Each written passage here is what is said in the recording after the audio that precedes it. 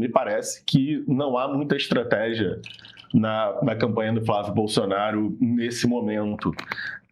A gente eu critiquei nessa bancada algumas vezes o atual governo do Lula por ser um governo sem ideias, por ser um governo reativo, por ser um governo que passou quase o mandato inteiro preocupado com o que acontecia com o Bolsonaro, sem ser capaz de montar uma base parlamentar, por exemplo, que fosse minimamente estável, capaz de fazer com que os seus principais projetos avançassem. Mas a gente também precisa falar da falta de ideias da oposição que tenta derrotar esse governo que tem claros problemas. E a falta de ideias da oposição também se reflete nessa campanha que Flávio Bolsonaro faz, ou na campanha que a oposição faz durante todo esse mandato do Lula e na campanha que Flávio Bolsonaro faz desde que foi ungido pelo seu pai. A relação de Flávio Bolsonaro com Donald Trump, ou o papel que Flávio Bolsonaro espera que Donald Trump desempenhe em sua campanha, é apenas um símbolo de como essa campanha também é muito reativa. E o problema disso tudo é que Donald Trump é um parceiro de negociação muito pouco confiável. Você ir a reboque de alguém já é muito perigoso, porque você fica à mercê das circunstâncias, das necessidades, das decisões de uma outra pessoa, e você fazer isso com um parceiro tão pouco estável, acho que não é injusto a gente chamar as tomadas de decisão de Trump de instáveis, é muito, muito complicado. E Flávio Bolsonaro está sofrendo os efeitos dessa situação. Ele está a reboque da tomada de decisão de um governo que ora tem questões com o México, ora tem questões com o Canadá, ora tem questões com a China, com a Dinamarca e, bem, com o Brasil. A gente teve, no ano passado, como bem lembrou a Luísa, a imposição de tarifas em cujo bojo estava ali uma carta bastante política, bastante politizada a respeito da situação interna no Brasil. Depois o Lula foi lá, conversou, as questões foram revertidas e agora o Flávio Bolsonaro traz mais uma vez o Trump para dentro da campanha, tentando, claro, mudar de assunto, mas tentando também se capitalizar como alguém que tem uma interlocução privilegiada junto à Casa Branca, junto ao governo de um país que é um parceiro comercial bastante importante para o Brasil. O problema nisso tudo é que Flávio Bolsonaro, Paulo Figueiredo e Eduardo Bolsonaro não estão no comando da política de Donald Trump e, pelo contrário, eles não são nem convidados para as decisões políticas de Donald Trump. É claro que as campanhas agora entrarão em campo para colocar a sua própria narrativa, dar o seu próprio spin.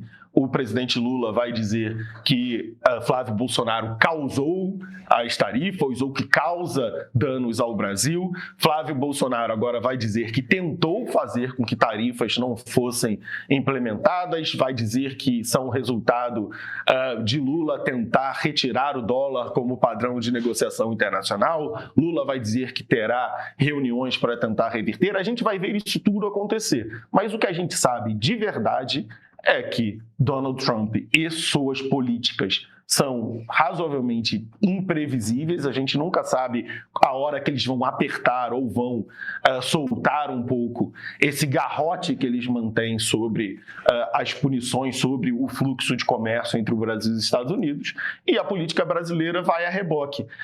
Hoje, Flávio Bolsonaro tenta dizer que tentou convencer Trump a não colocar tarifas sobre o Brasil, mas ontem Paulo Figueiredo dizia que era uma barrigada do Estadão a possibilidade de serem impostas tarifas. Paulo Figueiredo disse que suas fontes na Casa Branca não falavam em tarifas. E quem eram as fontes do Estadão? Apenas 2 empresários anônimos que diziam, bem, as fontes do Estadão eram melhores que as fontes de Paulo Figueiredo, o que faz com que eu presuma que Flávio Bolsonaro também não pediu a Donald Trump que não colocasse as tarifas, porque eles não faziam a menor ideia que tarifas seriam colocadas sobre o seu país na semana seguinte ao seu encontro. E é claro que fica muito feio para Flávio Bolsonaro. E mesmo que ele não tenha nada a ver com isso, e acho que não tem nada a ver com isso, quando o Trump vai bem com o Brasil, Flávio Bolsonaro não tem nada a ver com isso, quando o Trump vai mal com o Brasil,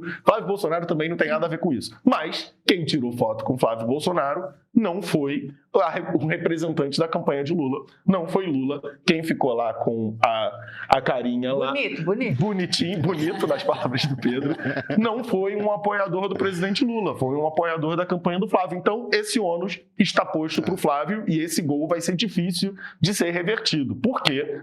Agora, a questão, ameaçando o Pix ou não, a questão do debate vai ser: Donald Trump ataca o Pix. E aí agora Flávio vai ter que se defender de uma coisa, coitado, que está muito fora do seu controle, que ele não pode fazer nada para remediar. Eu acho que eu e ele estamos rindo da mesma coisa, mas estamos rindo da mesma coisa. Flávia, deixa eu só fazer um aperto aqui que eu não resisto, eu já passo para você, só 2 segundos, em cima dessa coisa as fontes do Estadão, as fontes do Paulo Figueiredo. Isso. É um pouco... É disso que nós dois estamos rindo. É um pouco o Paulo Figueiredo se virar e falar: eu falo com 2 assessores do Marco Rubio, quem é esse Joesley Batista? Só porque tem o telefone do Donald Trump para achar que está mais informado sobre isso do que eu, né? Ele fala, o tweet, só para completar assim rapidinho, o tweet do Paulo Figueiredo diz: o Estadão falou apenas com 2 empresários anônimos. Pô, mas sei lá quem são esses empresários anônimos. Ó, eu e o Pedro, eu acho que hoje nós vamos bater o recorde dos 4 anos em que nós trabalhamos juntos nesta encarnação meio de transmimento de pensação. Porque, primeiro que a tua primeira análise é basicamente o Cá Entre Nós, que eu escrevi agora de manhã. E aí, então, queridos espectadores que estão aqui no Central e gostam do Cá Entre Nós, não me deixem só. É só o que eu peço. Segundo, que eu e você começamos a rir no exato instante em que ele mencionou as fontes do Estadão e o Paulo Figueiredo. Primeiro porque, né, o jornalista Paulo Figueiredo, que é muito difícil de eu... ele é tão bom jornalista quanto é bonito. Mas assim, pô, sigilo de fonte é sagrado. Então, não estou querendo desvendar quem é a fonte do Estadão. Sigilo de fonte é sagrado.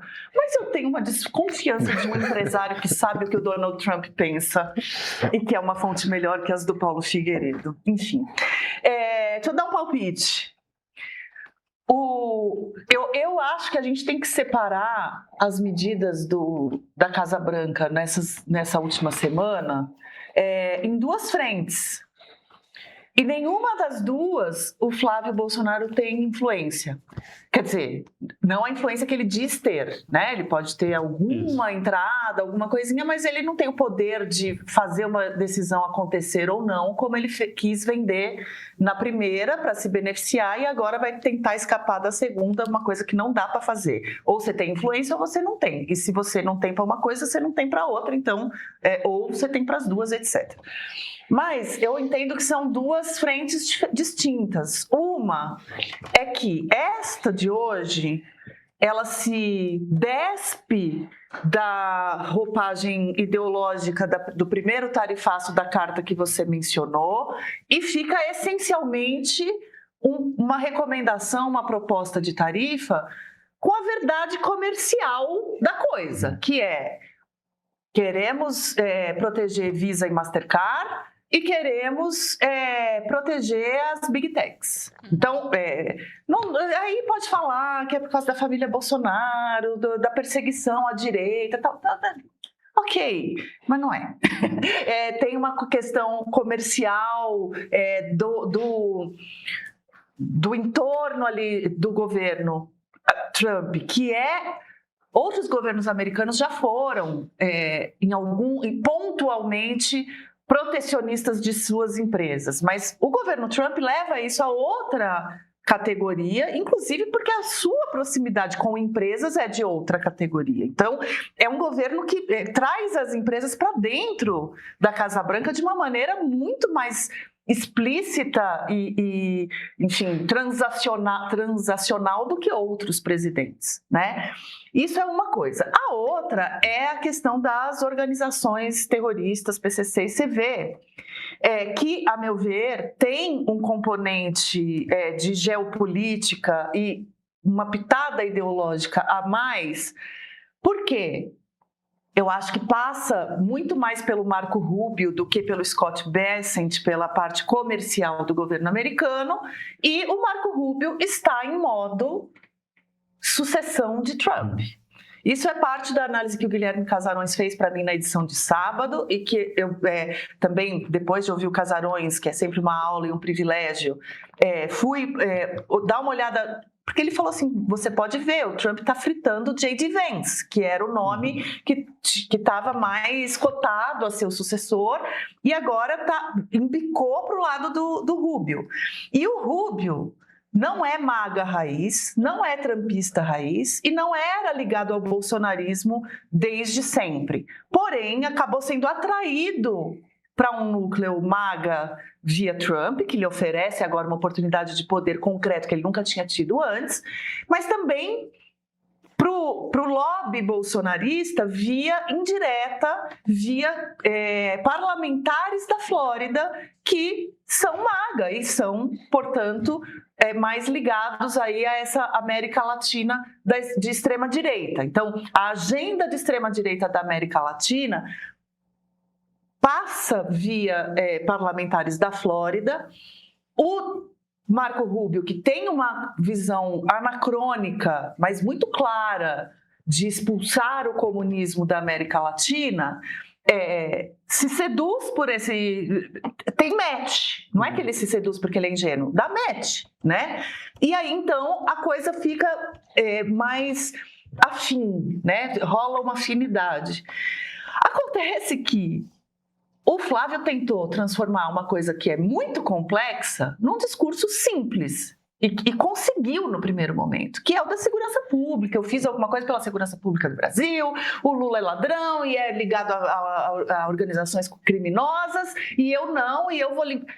E aí você transforma uma mensagem em uma mensagem muito simples, uma coisa que é tremendamente complexa, e isso explode no teu colo. O que era um prejuízo para a campanha do Lula, para o governo Lula, em primeiro lugar, e depois para a sua campanha, porque era uma mensagem complexa demais para tentar explicar que não é, gente, não é terrorista, é outra coisa, tem prejuízos envolvidos e tal, inverteu. É o risco de você simplificar demais coisas que não são tão simples, né? Eu acho que, para finalizar essa minha intervenção, eu concordo com a Luísa, com o comentário breve que ela fez, de que a onda já vinha mudando um pouco, limitadamente, porque eu acho que o efeito das organizações terroristas do PCC e CV no eleitorado nós só vamos saber com pesquisa, eu acho. Mas na opinião pública, em setores do mercado, em setores produtivos, já tinha uma resistência a não embarcar nesse discurso de cara. Não dá para falar que o mercado financeiro seja petista quando ele resiste à noção dessa classificação vinda dos Estados Unidos. Então, tinha já uma resistência da opinião pública. Neste caso do PIX, e mesmo das Big Techs, eu acho que não é uma coisa dada que a sociedade civil, que o mercado financeiro e os setores produtivos vão embarcar de cara no discurso de que, olha, tem mesmo que taxar Big Tech, que tem censura e tal. É uma discussão que já é mais ampla do que era antes, que ficava muito restrita ao bolsonarismo, sim, se as medidas do judiciário brasileiro com relação às Big Techs estão no tamanho certo, na medida certa, é mais amplo. Mas ainda assim não é algo que é uma adesão instantânea de tudo que é setor para falar que, não, beleza, Estados Unidos, vem aqui então mexer com as nossas coisas porque estão exagerando. Eu acho que, então, o clima está diferente, é a minha percepção.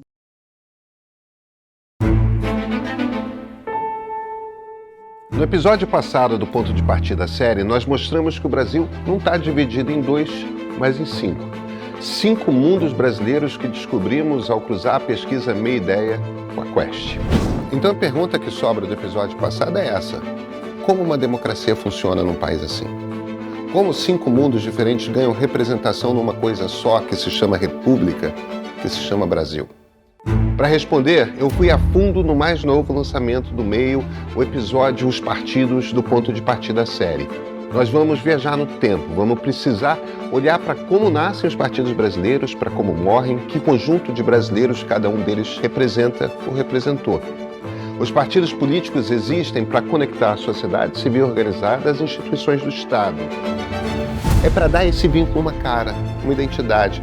Cada partido, num desenho saudável, representa um pedaço da sociedade que se reconhece e se organiza nele. E é por isso que partidos importam tanto. Eu sou Pedro Doria, editor do Meio, e esse é o Ponto de Partida.